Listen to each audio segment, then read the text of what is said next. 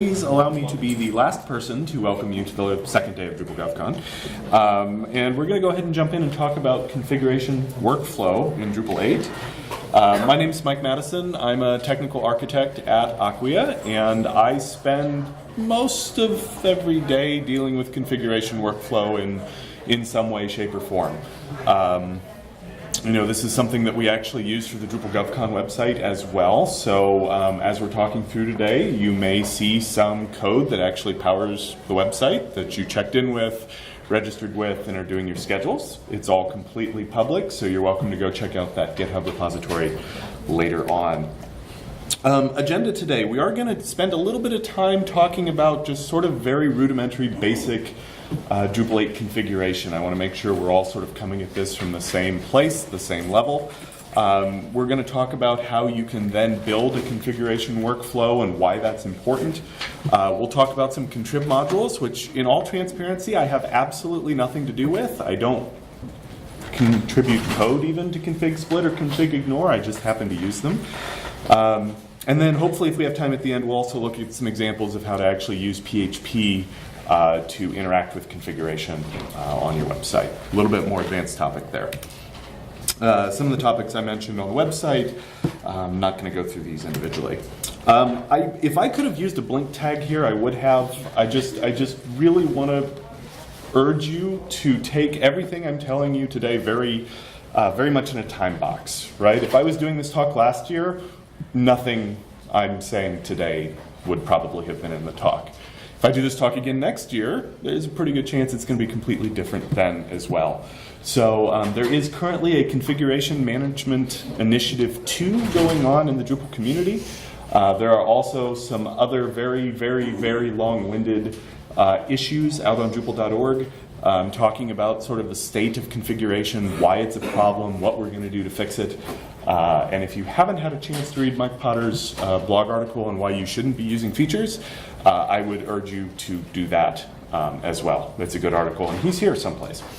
So just like I said, this works now and it works great, subject to change. So my first takeaway, if you're doing anything with a configuration workflow, you owe it to yourself, you owe it to your team, you owe it to your client to not put your blinders on and pretend like it's not going to change. I am already, right now, at the position where I've had to redo my configuration strategy on a couple of websites that we built in Drupal 8 last year. Like, we had a feature-based workflow that we completely trashed because it wasn't working anymore. So we moved to a config split-based workflow. We're probably going to have to change that again once config initiative 2 gets done. So don't be Homer. Keep up to date with what's going on. It's a good thing. So this is the definition of configuration that I stole off of Drupal.org. It's a collection of admin settings that determine how the site functions, as opposed to the content of the site. This can be a little confusing. We'll talk more about it in a minute. And configuration usually includes things such as like the name of the site, content types, fields, vocabulary, so on and so forth. This is a pretty straightforward definition, but it is a little confusing. So if you go in and create a new main menu for your website, that's config. Every link that you add to that menu is not config, that is technically content. If you add a new user role, that user role is config. If you go and define permissions and then assign those permissions to the role, that's all config. The second you start creating user accounts and granting roles to those user accounts, that's content. At the end of the day, this all still lives in one of two places, right? It either lives in the database in the config table, which is not that dissimilar to entity storage or other storage, it's just in a different table, or it lives in YAML files. One of the most confusing things about configuration is keeping these two things in sync. And this is why a configuration workflow, or sort of the first reason I will throw out there that having a configuration workflow is so critical. If I go into my database in my local on my laptop here, and I go create a new entity type, a new node type, and I define all the fields for that content type, I put in all the permissions for all the roles and get everything set up and ready to go, my configuration in the database now has all of that ready to go, but it's on my laptop. That doesn't do me a whole lot of good out in any of my other environments, right? If I want to mirror that same config on dev, my choices are figure out how to get it off my laptop or go redo all the development in dev. Or even better, just go do it all in prod. That way you only have to do it once. Just don't do that. You can't see me laughing on the tape. It's a joke. Don't do it. And this is where the file system really comes into play. And again, why having a configuration workflow is so important. Because what you want to do is you want to get that active config out of your site. You want to commit it into a Git repository or your favorite version control system in YAML files. That way you can then move that configuration from site to site to site.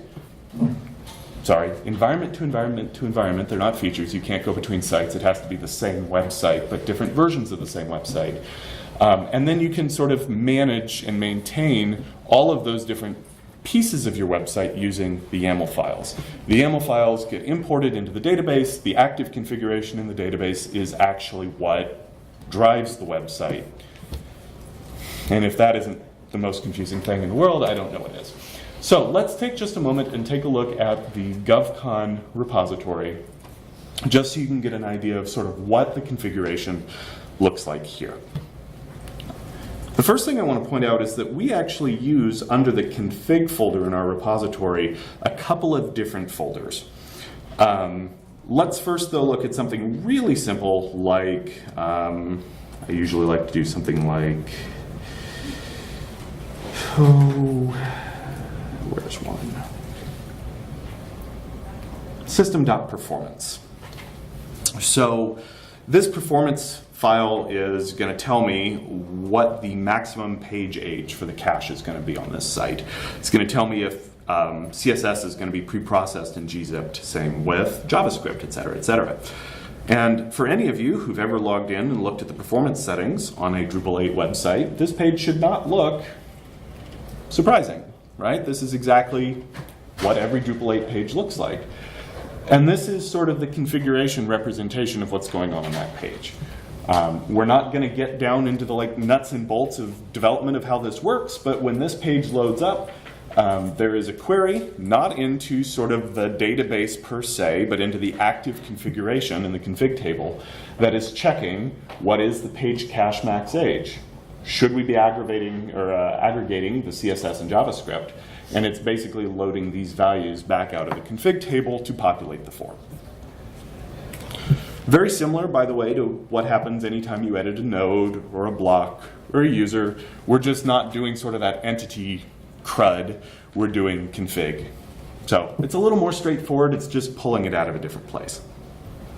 So as I scroll here, and obviously I'm scrolling quite a while, there are hundreds, if not thousands, of config files. Every single field is going to trip a config change. It's going to define a storage file. It's going to define form and display and entity updates. So you can see very quickly as you build out even a moderate-sized website, you can end up with a lot of configuration files. Even though this is YAML, I highly, highly, highly, highly recommend that you never try to directly interact with these files.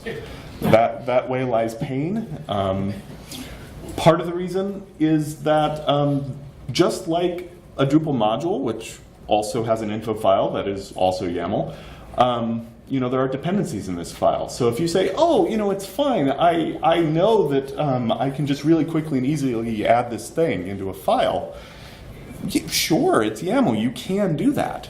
But the chances of you missing a dependency or fat fingering something are, I would say, pretty high. And screwing up a config import is one of the quickest ways to break your Drupal site. Is it also right there, do they all have UUIDs? Because I know that's a challenge in V8 overall, right? Yeah, so we're going to talk about that a little later, but the question was, do they all have UUIDs? They do. We'll talk about UUIDs and how those can provide some fun once we get a little farther into our demo. Yeah, so last question here, how do you change it? So Drush thankfully has a whole suite of commands for importing configuration, exporting configuration, managing it. Again, we'll talk more about that in a little bit. but you can get it out of the site a number of ways. Drush is one of them. The other thing, if you have the configuration module turned on, you can actually come into configuration synchronization in the UI. If any of your active configuration has been changed, meaning you've gone in and made a change in the UI, this is actually yet a third state you can get into, right? So you've got your file system, you've got your active config, and then you've got your like synchronized config. So in this case, it's telling me that my synced config is different than my active config, meaning that something in the UI has been changed, and I have a difference sort of between what is active and what was last imported. This is usually a good indication that you need to do a config export to make sure that your file system's up to date as well. But from here, you can do it as a full archive or a single item. You can export things as a full archive or a single item, and we'll talk about ignore a little bit later. But if I wanted to see a, I don't know, shortcut set for whatever reason, the contents of this is exactly the same as the corresponding config file. Okay, moving along. So, problem. As I said, if it's in the database, how do you execute a proper workflow and make sure that you preserve the changes, right? You don't want to break your website. Drush can help with that, but Drush can only help with that if you're consistently using it, right? If I export my config and check it into get, and you go off and start working and you don't remember to import my new config, like what are we doing? That's not actually going to help us out. So let's imagine that all of you collectively are my product owner, you assign me a ticket, and I start doing development. What I consider to be proper configuration workflow would be do a clean install of Drupal, right? Start fresh. And that should be a rebased branch that is the most current code, most current copy of the file system, configuration system in particular. I'll go ahead and install Drupal, import any configuration that wasn't already there. If it's a brand new site, there may not be much. And I can create a blog content type. I can add all the fields, I can set up the displays, I can create views if I want to, get the permissions right, basically do all of the development that you would expect a site builder to be able to do to get that blog ready for a themer to come in and make it look pretty. And then I'll export those configuration changes. And for something of that size and magnitude, I'd guess that even there's probably going to be 50 or 60 config files that are getting created or changed to sort of accommodate all the development that was done to get that blog set up. I can commit my YAML files. I can write bhat tests that are dependent on the blog being present, right? Because if my continuous integration is following this workflow, the blog's going to exist when the bhat tests run. And then I can do a pull request. When my technical architect or lead developer comes along, he or she can actually do the exact same process that I just did as I was doing the development, right? They can pull down my branch, they can install Drupal, they can import the configuration. That configuration will automatically import and create all the new stuff that I built, including the blog and the view and the permissions, et cetera, et cetera. And all that person now has to do to review my work is log into Drupal and go, hey, there's a blog, I can create it. That field's not required. Go back and fix it. Hey, your blog view is supposed to be in reverse chronological order. Go back and fix it. They can go and amend the pull request, just like any normal PHP development process that you'd see. And then finally, the pull request gets merged. And in an ideal world, when you do your deployment, obviously you're not going to do every single one of these steps on a deployment, but when you do a deployment, your deployment process should also then import any configuration changes that have occurred since your last deployment, flush caches, update database, etc. And at the end of that deployment, now all of the blog development should be sitting out on production without anybody ever having to change the production database as a result. Takeaway number 2, something is going to go wrong with configuration. It always does, it always will. Just be smart about where it's going to happen, right? If you're doing all this on development first or local first and there's a problem, you can fix it, hopefully.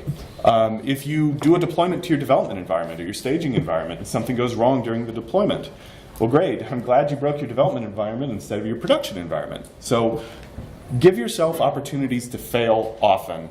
That way you can find and fix the problems. And I can't stress enough that Item 7 here, having some level of BHAT testing to make sure that things are working properly, is a brilliant sanity check for configuration imports, right? If you have a BHAT test that will fail if it cannot go in and create a blog, or if it cannot view a published blog on your view page, anything like that, they don't have to be fancy. The BHAT tests now become your safety net to make sure that your configuration didn't somehow get jacked up during your import process. So, benefits. You can develop new features for a site outside of production. That should be a no-brainer. You can mirror your environments without actually having to move databases. And this is a really big one, right? There is always going to be benefit in doing a SQL sync and pulling down a database from wherever and doing testing. But with this approach, you can actually have a skeleton of your website without any content in it that still acts and behaves exactly like your other websites because all the configuration aligns. One of my personal favorites, you can bootstrap and test all of your features on your Drupal website during a continuous integration process. Again, without having to pull in and sync down an actual database. And you can store in version control. Doing changes are a little muddy in config. Like, I don't think you're going to want to like try and triage changes directly in those YAML files. But you could. More likely, I think the history of the pull requests and having those pull requests line up with your tickets, like there is your value add, more than like actually trying to do forensics. So let's talk about some challenges. Core config is largely all or nothing. And I want to say that again. It's all or nothing. So I can't say I'm going to build my blog and I'm going to put all the fields on it and I'm going to do the permissions, but I'm not going to build the view, or I'm not going to commit the view. I don't know why you'd do that, but you could, right? So if I build the view in production and then I import my configuration, it's going to get out of sync, right? So if it's trying to import a field, sorry, view's a bad example. Let's say if I have a required field.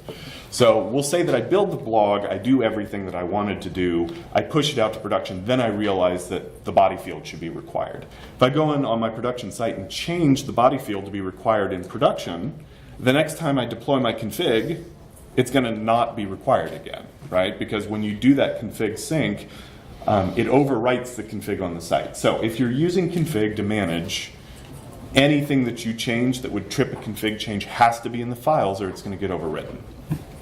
Didn't do a great job on the first try. I think I got on the second one though. Core does not import configuration by default during the installation or database update process. This is a real pain in the butt. If you're trying to manage a site from existing configuration, there is nothing in Core that will let you do it automatically during a configuration or during a development workflow. You have to have something outside of Drupal core to manage it. Now that could just be you doing it manually, but Core won't do it without some help.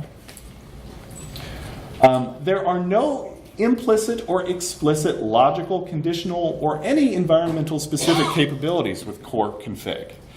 So core config is core config. It is what it is. There's no way in YAML to put a conditional in, if this, do that, like what's there's what's there. So that means if you want to have a different API key for your production website and a different API key for your development website, you can't put both of those in the same config file. You can only have one config file. So you have to work around that problem if you want to have different stuff in different places. And then finally, drastic changes. And this is something for those of you that used features in Drupal 7, for those of you that have been around the Drupal community for a while, this is still a pain, but it shouldn't be surprising. Drastic changes like deleting a field may require some sort of migration to move the field out, or it may require an update hook to actually delete the field. Once you've got data in a field, changing certain things about config can be troublesome. So it's a very powerful tool, but again, you can get yourself in trouble if you do silly things. So let's talk about how we can overcome some of these changes, and then we'll look at some examples of a workflow here before we run out of time. So as I said, core config is all or nothing. So with that example of a required field, the best solution I can tell you is do all, don't do nothing, right? Export all your configuration. Don't half-ass it, do all of it. put all of it into your repository. Our best practice is to put that in a folder called config default. And as you build features, as you expand features, as you test and QA your website, anything you do that trips a config change gets committed along with the rest of the development and site building work that you're doing, period. Don't ever make a config change on a production website. I say about half an hour after I made a config change on a production website. He's just being too nice. I was. The trick is, if you do make a config change on a production website, make sure you export that config change and check it into your version control system, right? Anything that I changed out in production is going to go away the next time we do a deployment unless I check it in. That's a problem. And lastly here, use contrib to limit what core can do directly, and we'll talk more about this as we go. There's a lot in the contrib space for config right now that's really good, and we're going to talk about several of those today. Core does not import configuration by default during installs or database updates. This is where we use automation tools. So Acquia has an open source tool called BLT. We'll talk more about this in a little bit. But BLT is something that we use everywhere as part of our development process. So when I install and set up locally, I run a BLT command instead of a drush command. BLT does everything I need to do in terms of setting up Drupal, importing configuration, managing that process. My continuous integration runs the same BLT command. My deployment process runs the same BLT command. So when you're doing this everywhere, you have the same chain of events everywhere, which hopefully means that it doesn't really matter that Drupal doesn't do it because we've now taken it sort of outside the realm of Drupal. If you're not going to use BLT, this is something you will need to solve for your own team. At the end of the day, you need something that will automatically import configuration or execute the appropriate drush scripts to import configuration for you. And I would definitely urge you that if you are looking to do a configuration workflow of some way, shape, or form, you want to make sure that you have a hosting company that does provide webhooks or deployment hooks that allow you to integrate this into your deployment process as well. Right? You don't want to have a process that works for like your pull request process and your local process, and then you have to go do something completely different for your actual like production deployment process. No implicit, explicit, logical, conditional, etc. capabilities. We use config split and config ignore for this. So config split is a module that lets you define different versions, like entirely different versions of your configuration based on environment. So my favorite example of this is actually the dblog module. We do not run dblog in production. We do run dblog locally.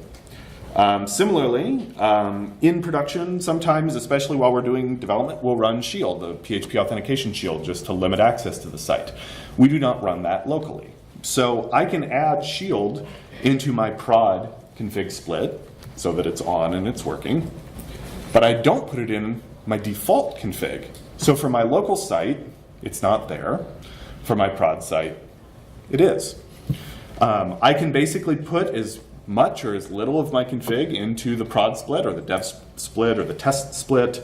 We actually even have a CI split that I want. Now I would limit, like the model here should not be put everything everywhere, right? The model should be put everything in your default and then override as necessary. But I mean, override as necessary could be one thing or it could be 50. It's going to be, you know, up to you. I will warn that in order for config split to be sort of effective, that configuration workflow needs to understand what environment it's running in. BLT does that for you. So when I deploy out to my production environment, BLT goes, oh, I'm on prod, activates the prod split. It's kind of cool. The other thing we use is config ignore.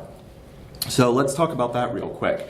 I'm currently working on a multi-site instance of Drupal right now. There's going to be like 700 sites. Not all of those 700 sites are going to have the exact same menu placement, right? Some sites are going to have 3 sidebar menus. Some sites are going to have 10 sidebar menus. That's a really great example of where I don't want to have to commit 500 or 700 different config files for sidebar menus, right? That kind of defeats the point of doing multi-site. So you can use config ignore to set up a pattern to basically tell Drupal to stop managing the configuration of menus. So now I can go into the UI and do that thing I just told you earlier, which is don't do it on production. I can do it on production. And when I import my config next time, it won't overwrite it. So config ignore is, again, not something you want to use everywhere all the time, but there are specific use cases where maybe your content's going to be different. Maybe you're trying to set something up in a way that you can't always store it in config.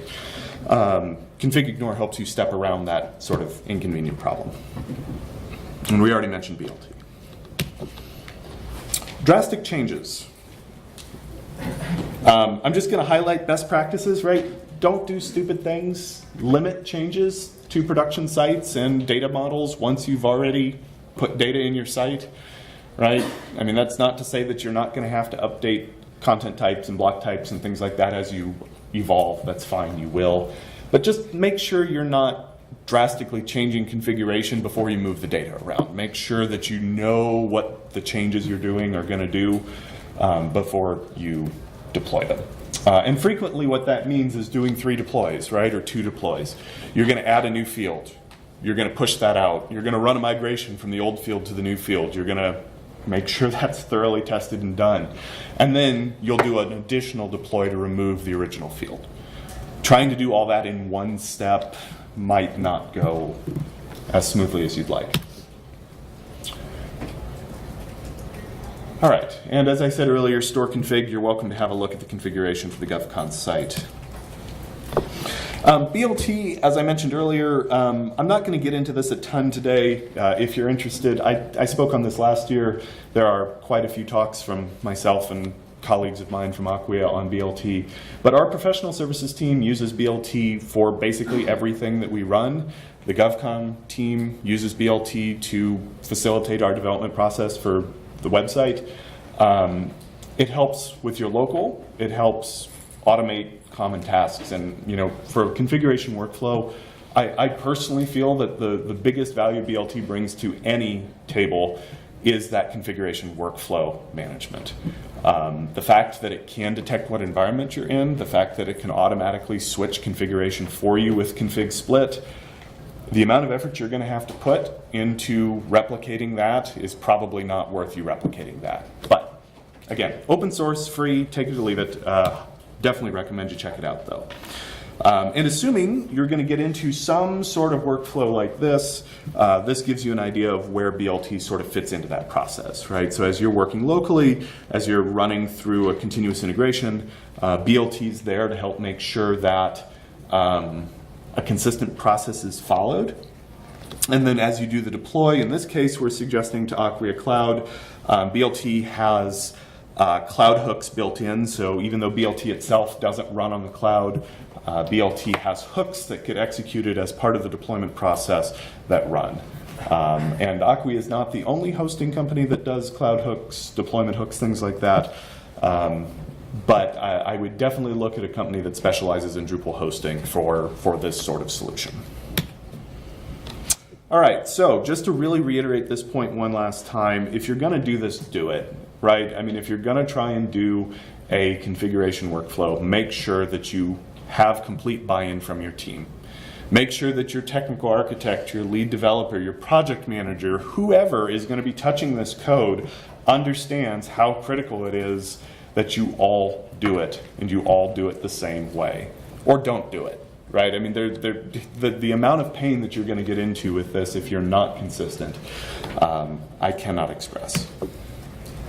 Okay, so we're going to spend the last 15 minutes or so just working through some examples. I want to give you guys sort of an idea of what this process looks like. Again, this is my local, this is actually a local copy of the Drupal GovCon site. So as we're working through here, you may see some things that look slightly familiar. If you were in my PHP talk yesterday, these blocks should also look familiar. I'm going to go ahead and just dump out a hello world block. Very fancy code. And we're going to save that. So now when I come back to my website and I scroll down, you can see the hello world block. And if I come into my terminal now, hopefully you can read that, maybe, sort of. You can do a CEX, which is shorthand for config export, and it's going to dump out a block.block.hello world block config file. And I have made sure that I did not trip a bunch of other config changes. It is very, very rare. It is a luxury to do a CEX and only get one change. All right, so now I can go into my config default folder, and thanks to PHP Storm's Git integration, I can see that this is my new block. You can see a bunch of stuff that I didn't actually touch, right? I didn't do anything with a language code. I didn't do anything with a status. The theme is implicit or implied because that's the only theme that's active, but we do see where I put it. We see the weight. We see the module that provided it as a dependency and the theme as a dependency. And you can see, again, some settings here. This config gets out of control in some cases. This is 20 lines of code for nothing, right? I mean, this block literally was a title and a placement, and it's 20 lines. It can get big quick. I don't usually sit down and review every line of this like I would with PHP code because Drupal generated it, and we all know Drupal generates perfect code at all times, right? There's nothing to worry about there. For me, really, the true test of if this works is, do the acceptance criteria get met after I imported it, and did it successfully import? If those things happen, I don't really care what's in the config file, right? Because the config file itself is just a reflection of the development that was done in the site. So as long as I can import the config, yes, and I can go in and confirm that the work was done, yes, we're usually good.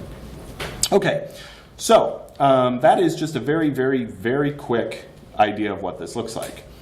If I then wanted to, I could do a BLT setup config import. And what BLT setup config import does, this is one of our automation commands that runs as part of, this runs as part of setup, it runs as part of a database sync, etc. It's going to go through, it's going to do a cache rebuild on the site. It's going to check my configuration in the database against the configuration locally. And in this case, you'll notice that it did not do anything with my block. We'll come back to that in a sec. And then it flushes the caches again, and it checks to see if database updates or anything like that needs to be done. So it sort of chains all that together into a single command. Now, in this case, like I said, hello world did not have anything happen. Because, does anybody know why nothing happened to hello world? I'm sorry? So in this case, it is not content as much as you think it would be. I don't know why. But no, actually, the reason it didn't do anything here is because the active state of config in the database and the config file system match, right? So I just exported it out of the database. It's still in the database, so there's nothing to import. Right. Now, I'm going to remove the block. Oh no! And I'm going to do this again. Maybe. We'll see which one runs first. Hold on. Load faster. There we go. All right. So now when I run setup config import again,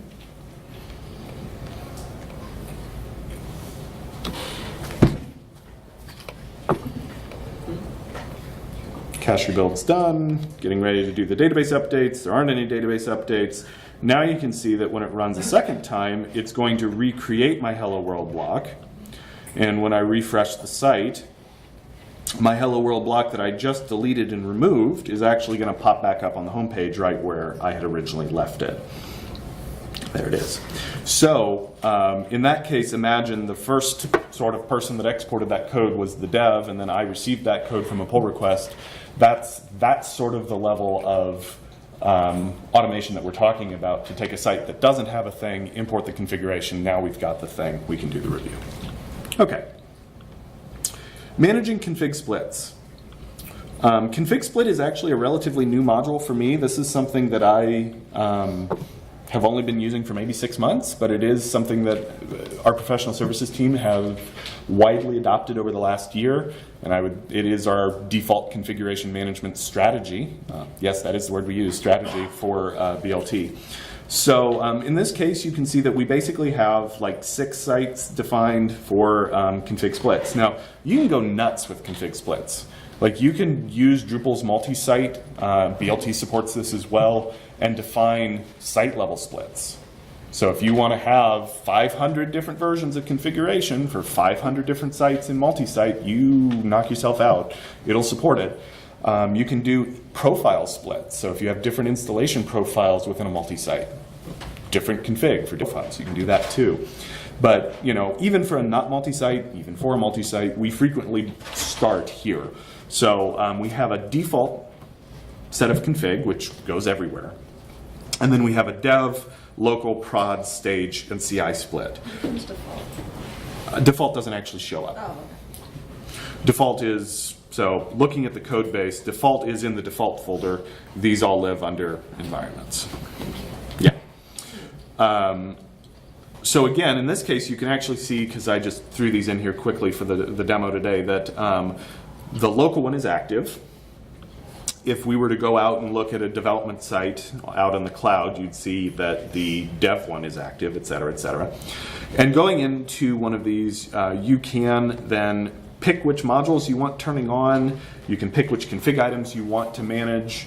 And it just does it all for you as part of the normal config import process. One gotcha, config splits have to exist for them to work.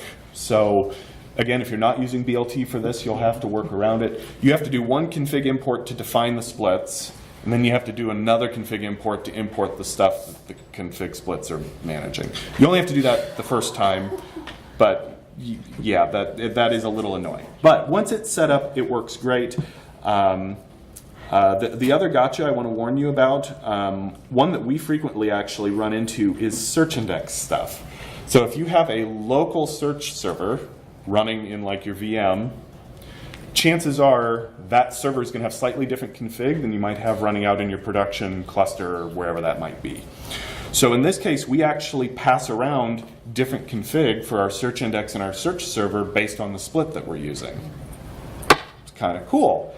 Anytime a developer goes in and does development on the freaking search index, it only exports one place. So just make sure if you do put something into a split, that you sort of pay attention to what's happening to the default configuration, because you kind of have to sometimes drag that configuration around and make sure they're all in sync. If I update my default index, this one may not get updated as a result. All right. Let's talk about config ignore. So we already talked a little bit about what config ignore can be used for. Through the UI here, we can come in, have a look, and here's where you do start to see some specific blocks. So like we're using the social media links block here. In that case, we want the blog or the block to get placed in a specific place. But with 700 sites, they all have a different Instagram, right? They have a different Twitter. So by ignoring the config of the social media block, we can go in and treat it more like content. Whoever said that, thank you.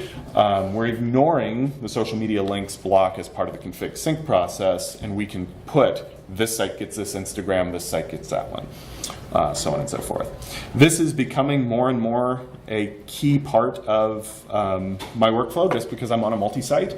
If you're not doing multi-site development, I would probably stay away from config ignore in most scenarios. Like if you're using a single site on a single set of hardware, I don't see a lot of use case for config ignore. Maybe there is. I guess if you want your users or certain super users to be able to directly manage some things in production, yeah, okay, that's fine. But again, that is a slippery slope, and you don't want to go too far down that. All right, changing and using config in code. So yesterday in my PHP development talk, we looked a little at this code, and I just wanted to pull it back up for this audience today. Remember, config is, just like anything else in the database, something that you can actually access and then make decisions on, right? So a lot of your forms, and I mean like admin forms, if you're writing a custom module, if you need some sort of configuration for your site, there's a really good chance that that form is going to need to do something, and you may need to retrieve the data back again. Configuration is 99% of the time where Drupal's going to store whatever goes into that form. So in this case, we're doing a block, and we can get the configuration for that block and then store it in the configuration object. From there, if I do a config export, the file that I dump out is going to have whatever went into that form in it, so that's cool. But this can also then be used as part of my custom code, like we're doing here, to repopulate the contents of the form. So you can use PHP to access a config object. You can use PHP to set a config object. You can directly interact with configuration sort of on the fly in any way, shape, or form. The other very common place, and this one was not there yesterday, this is new for this session, is if you're going to make a change to config. Sometimes you have to do that as an update or an install hook. And if you've used distributions like Lightning or other modules that provide fields or views or anything long term, very frequently if you really go in and look at the upgrade paths or the upgrade hooks that they provide, what you're going to see is them manipulating the configuration on your website to sort of adjust things that they've given you previously that they've now changed in configuration. Again, anybody who's messed with Drupal knows that there are just some things you can't change once you've created it, unless you're going to go in and sort of monkey with the database. And in this case, what we're doing is we're getting field storage config specifically for a paragraph for the image field. In this case, we had a developer who actually built image fields instead of media reference fields. So to fix that, of course, we went through and deleted all the config and we got rid of all the config files, but we also needed to make sure and clear out the last remnants of those sort of configuration items for the fields in the database. And this update hook did that. So the sort of the union of deleting the config files and running this update hook completely nuked out the field image stuff. And then we were actually able to go back and put another field called field image back in the same place that was a media reference instead of an image field. Yeah. I said it was silly. I didn't say, you know. All right, so last thing. I just really want to stress this. Core config, I think, needs help, right? This is why we still have a configuration initiative running and Drupal 8.6 comes out when. So there is a lot of good stuff in contrib, but doing it with just core is really tough. And I think if you're trying to evolve your team into sort of, again, best practices and having a formal workflow, you're gonna have to embrace the contrib space to be successful doing that. But the good news is, like I said, there's a lot of good stuff out there, and I think hopefully some of the tools I've suggested here will at least get you up and running until it all changes again in 6 months. And with that, do you have any questions? Thank you. Yes. Okay. So I think one of the more painful things is, the mix of content and config with blocks. Mm-hmm. So when you have a custom block in your custom block library and then trying to place that. So the best I've been able to come up with is to create the custom block on prod, sync my database down, and then export the layout placement, because the unique ID of that custom block, even if I create the exact same thing in 2 places, it's going to have a different unique ID, and then the placement is going to be for the wrong, do you know what I mean? Yes. Okay. Do you have any advice there? Yeah, so just to quickly repeat for the recording and those of you over there, the question is with custom block types, the line between config and content gets a little blurry. I joked about that earlier. Because the custom block type is config and the placement of the block is config, but the actual custom block that you create is content, and you can't, the UUIDs get funky. So my best recommendation for that is actually build the custom block type in dev or locally and push it through your workflow, and then config ignore all of the resulting configuration for that custom block type. Right? If you're going to be doing this a lot, you may have to config ignore all your block config, but you can play with that and figure it out. So best practice to develop the custom block type locally, test it, push it through your workflow. Once it gets out to production, then you can go ahead and create your block and place it in production.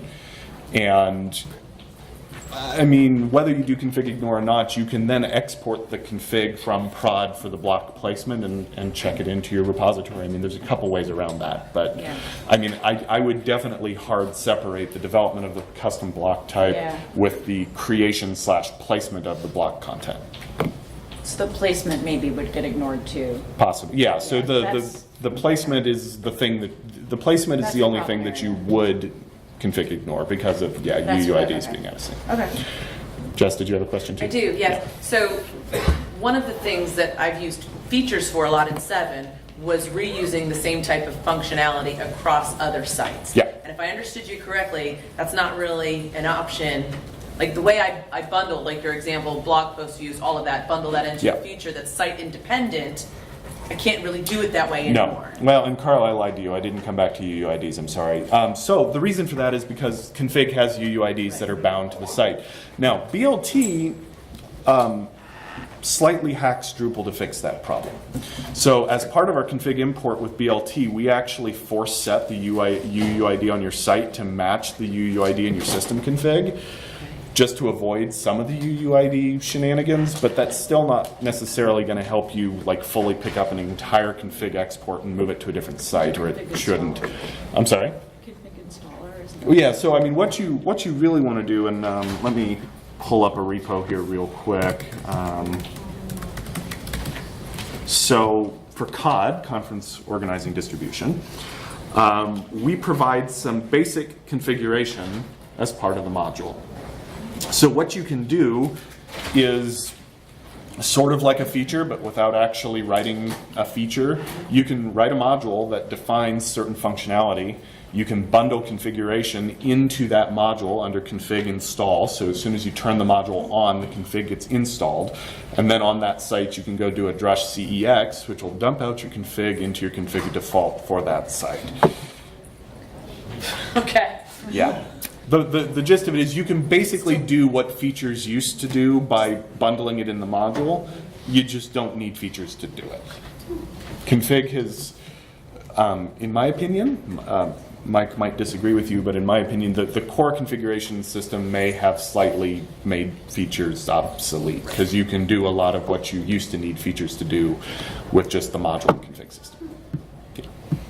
Other questions? Yeah, please. As somebody who's more familiar with features than the config management side of Drupal 8, what's the biggest difference? So the question is, what's the biggest difference between features and the configuration management system? So for me, it's largely, it's that bulkiness of the config management system, right? Because with features, you're very delicate about what you pick, right? Especially in Drupal 7, you literally go through and checkbox by checkbox by checkbox, like what you want to go into your feature, and then your feature only has sort of encapsulated what you want in it, which is good and bad, right? But you know, somebody who's really a connoisseur of features can go through and sort of curate these 5 or 50 different modules that have a very nice delineation between this thing and that thing and those things. Yeah, core config, it's just there it is. I mean, you just get it. It's all there. So that's kind of been the biggest challenge for me personally, because I desperately relied on features for Drupal 7 development. And just getting used to the idea that everything I do is now going to live in one folder, and it's just kind of soupy, and I'm never going to probably find it. And I mean, you just kind of have to put some trust into having a bulletproof workflow to make sure that you're doing it right. And that if you're doing it right, the configuration management system is going to do its job and get it to where it needs to be. And from that perspective, it works really well. Like, it does work. The management of it and the facilitation of the workflow is where it really, I think, falls down on the job. But once you've got the right config in the right place and you run the right script in the right place, it just works, and it's a beautiful thing. Thank you. Yeah. Any other questions? Awesome. I know it's late in the day. Thanks for hanging out, guys. Thank you, We'll see you. Thank you.